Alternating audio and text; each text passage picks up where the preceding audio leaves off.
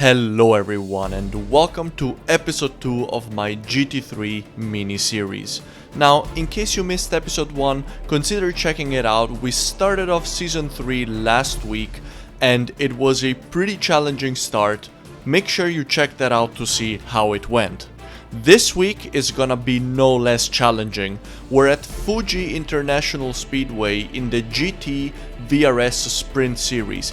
And it's going to be difficult because it's my first time ever racing here and I am completely off the pace. I've only had a little bit of practice, I know the layout, however, there are invisible apexes on a single screen monitor which make it quite difficult to navigate this track.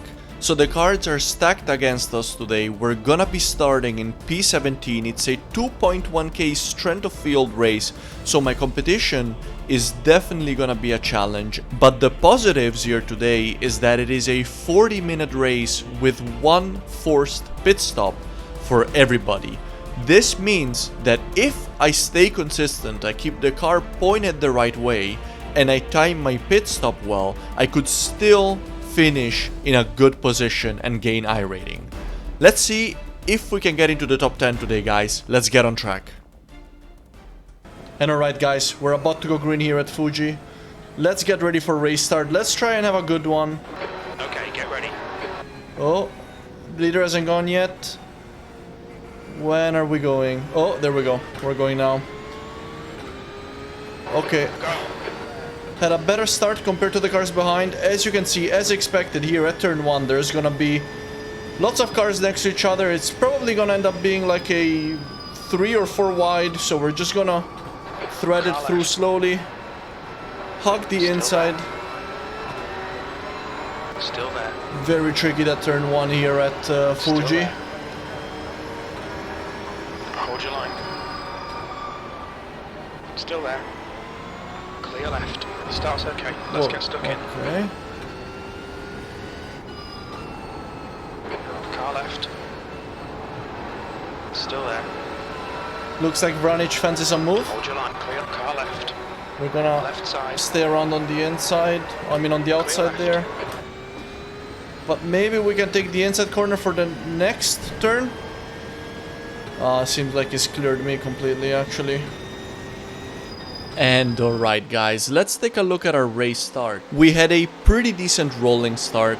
However, in the second and the third corner, I did not manage to keep a couple of cars behind, mainly due to the fact that I was a little bit down on confidence and still finding my bearings around this track on which I'm racing for the very first time. So usually on my first outing on any given track, I take it a little bit more cautious so that I can start practicing alternate lines and driving wheel to wheel. Obviously the fact that I'm off the pace also doesn't really help in terms of confidence this week. I do have to say that in general we experienced quite a lot of carnage, but this time I think pretty much everybody, or at least everyone ahead of us, managed to get through cleanly. We did, however, have right behind us a pretty big incident involving the number 6 Lamborghini and the number 7 Porsche. And this number 3 Ferrari right here is the Ferrari of Antonio Navarro.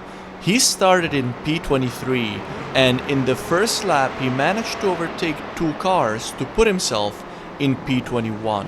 He is a highly rated driver and he is fully intent on pushing forward. So let's rejoin the live action to see if I can manage to keep him behind. Left. Navarro behind at a look. The leader has just done a 135.5. Looks like he's faster than us, so I'm gonna be defending. Left side.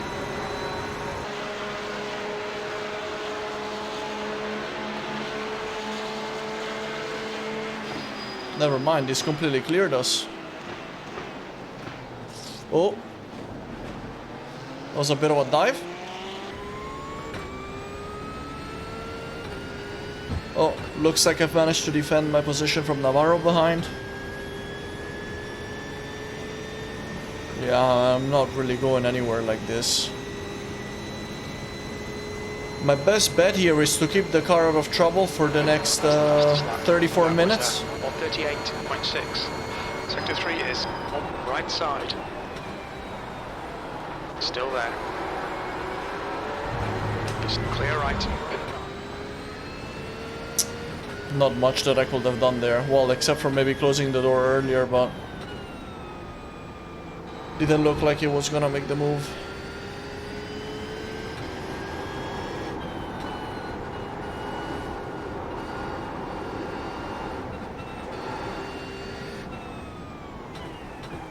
Oh, I thought about it there.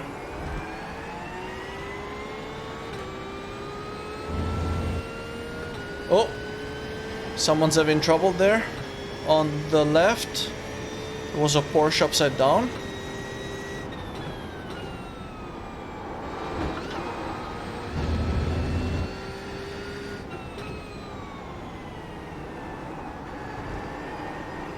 Oh, Yellow flag. that's not good. You don't want to be hitting those curbs. Wheel damage. Aww. And alright guys, let's take a quick look back at laps 2 to 4 as quite a lot of things happened. Unfortunately, we lost the battle against Navarro. We were just not able to keep him behind. And well, when he overtook me at turn 1, I could have and should have closed the door.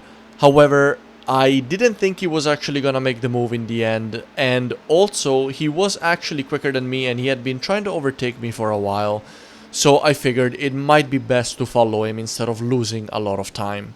I also had quite an unfortunate moment driving over one of the sausage curbs, which absolutely kill you here at Fuji, and unfortunately the impact damaged my front left wheel. The damage doesn't look bad, but there's no way to know exactly if it's going to impact our performance. My guess is that from here on out, I will not be able to achieve the same top speed.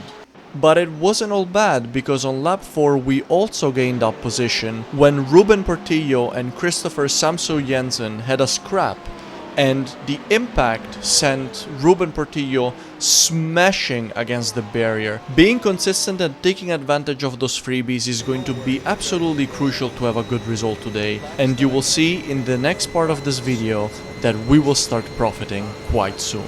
Let's get back on track. Yellow flag, keep your wits about you, mate. On right side's clear.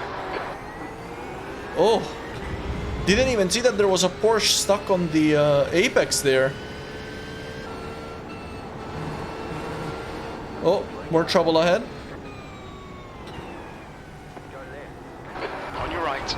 Taking a little bit of extra space, making sure that guy doesn't rejoin into us. And to get used to the series, because oh, and there he goes. There goes another one. Got a nice run out there. We're closing the gap to Becker ahead, which is really nice. Yellow flag. Oh, oh ho ho! All right. Fortunately, Becker moved out of the way soon enough for me to see that stricken Porsche.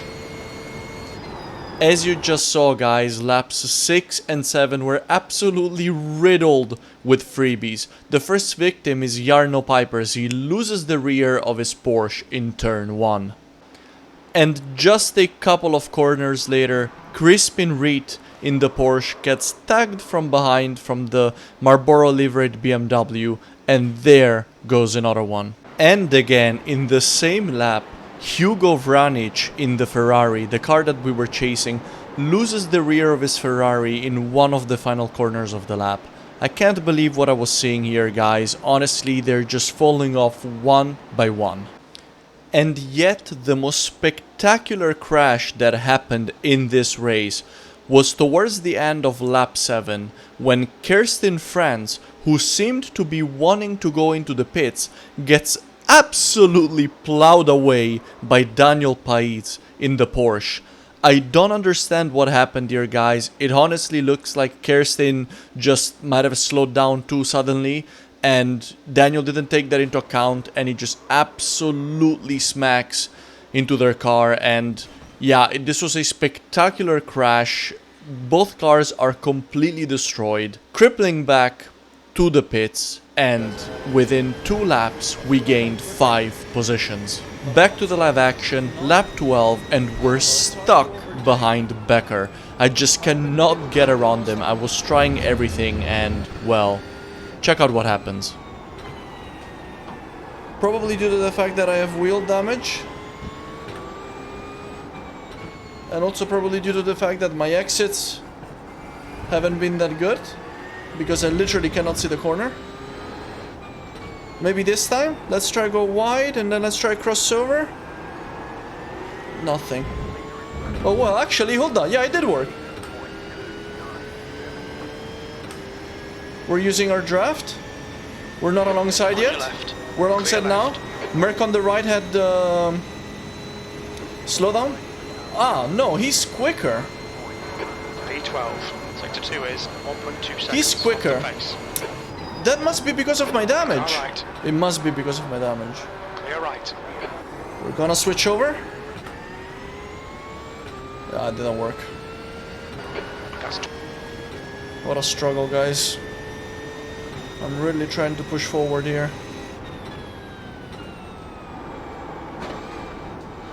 Carrying so much more speed than him there. Yeah, we're gonna pull alongside. Left's a clear left. Going a bit deep there into the corner. I have to take to the...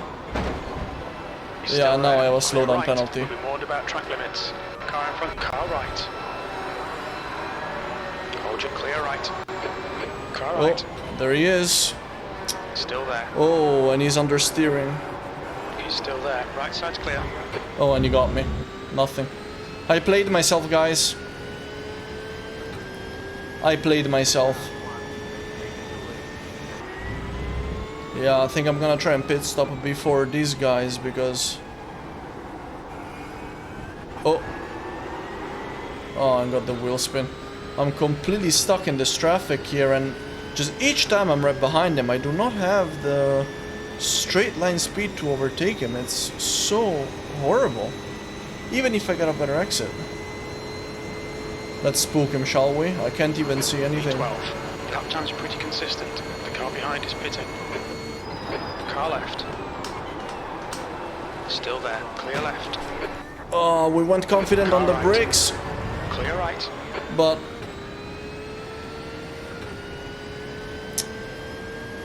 Nothing is working, man. 15 minutes left.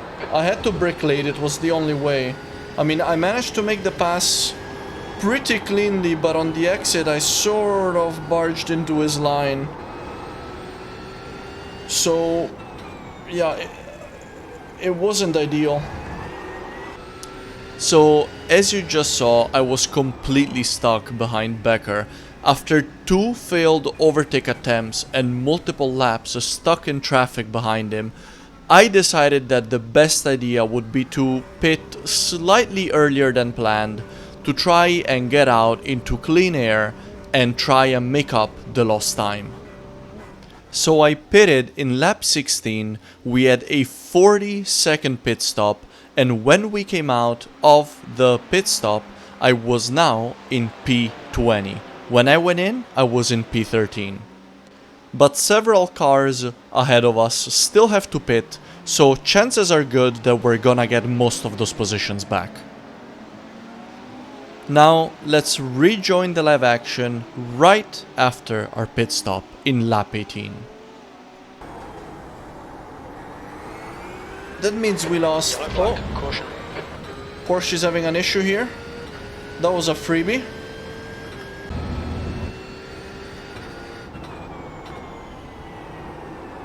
Oh, and there he goes again. And as you see, guys, once again in lap 18 our consistency was rewarded. We picked up 2 more freebie which put us in P18. The first one was Rafael Franco. He comes together with the red and black Porsche and unfortunately that completely kills his race. Later on in this lap, Jarmo Sastamoinen in the Audi R8, he had already had a little bit of a slide during the same lap. His rear tires were hot and he just lost it at the S's at the end of the lap. So many drivers losing the rear around here at Fuji, especially in the last section. It really requires some patience on throttle. In addition to the freebies that we picked up, We also managed to overtake multiple cars that were pitting during lap 19. As you can see, there were multiple cars in the pit lane, it was quite busy, and I believe we picked up another 5 positions during this pit window. That means that we are now in P12, back to the position that we were at before I went into the pits. Let's rejoin the live action with 6 minutes left to go. Am I going to be able to get into the top 10, guys? Check it out.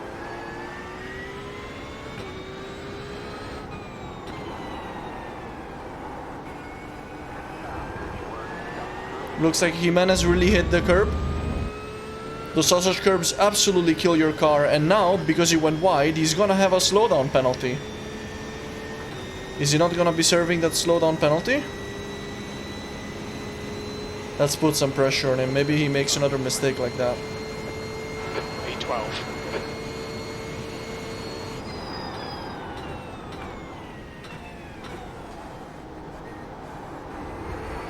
You've got 10 minutes of fuel remaining. Had a really good exit. Oh, he's serving his slowdown penalty now. There it is. There it goes. Very good.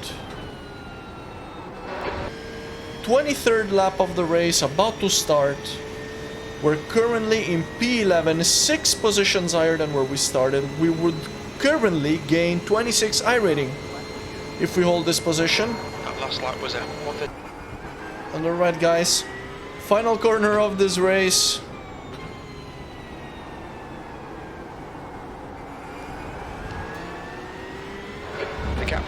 Got it very nicely, 0.5. but there's no way we're gonna be able to get out of Becker here. We had a nice exit, but it's not gonna work out. 2 minutes to go, 2 minutes. In any case, guys, I am very, very pleased to be finishing this race P11. Well in done, P11. good finish. Cheers, Jim. I'm quite happy with that. I thought this was gonna be. I thought it was gonna be worse.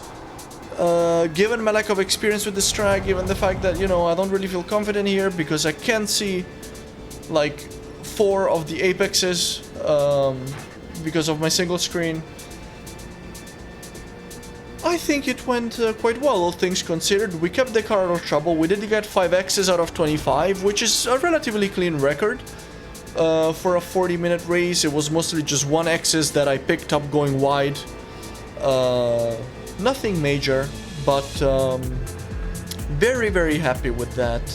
And we gained 26 iRating as well. So yeah, as far as I'm concerned, very positive outing here today in the second episode of this mini-series in the VRS Sprint Challenge. And I really, really hope that you enjoyed, guys. If you did, please consider liking, consider subscribing. Leave me a comment, guys. Let me know what you thought about this race. Let me know what you're racing this week and how your iRacing journey is going. And as always, I hope you have a great week, guys, and I'll see you in the next one. Take care.